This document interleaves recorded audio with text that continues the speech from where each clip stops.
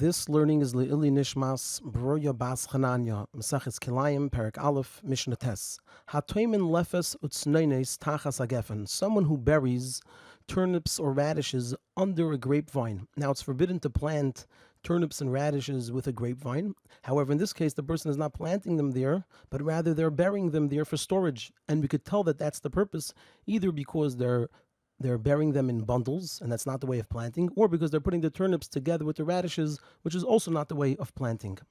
So, im hayu miktsas olav megulin, if some of the leaves were uncovered, were revealed, meaning that they weren't fully buried in the ground, only the bulbs were in the ground, but there are some leaves above the ground, and we'll see why this is necessary. So in such a case, since the person is not planting it, but only burying it, so the halacha is, einei chayshish, the person doesn't have to be worried, loy mishum kelayim, not because of Kelayim, since this is not planting, v'loy mishum shvius, they also don't have to be worried if it's the year of shvius, of Shemitah, that they're planting on Shemitah, because this is not planting. V'loy mishum maisrus, they also don't have to be worried about separating maisrus. If the person already separated maisrus from the turnips and radishes before burying them, so then when they bury them, even if they grow a little bit, they don't have to separate maisrus again, because this is not planting.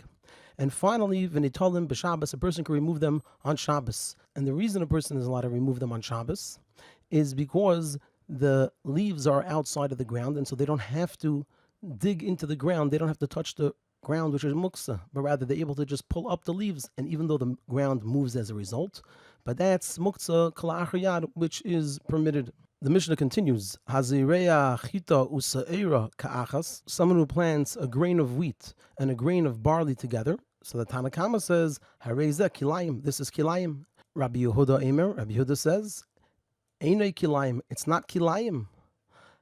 Ad sheyushnei chitim useira, unless there are 2 grains of wheat and 1 of barley, oy chita ushtei sa'irim, or there's 1 grain of wheat and 2 of barley, oy, or chita useira vichusames, if there's 1 grain of wheat, 1 of barley, and 1 of spelt, because Rabbi Yehuda holds that there has to be 3 grains in order for it to be considered kilayim.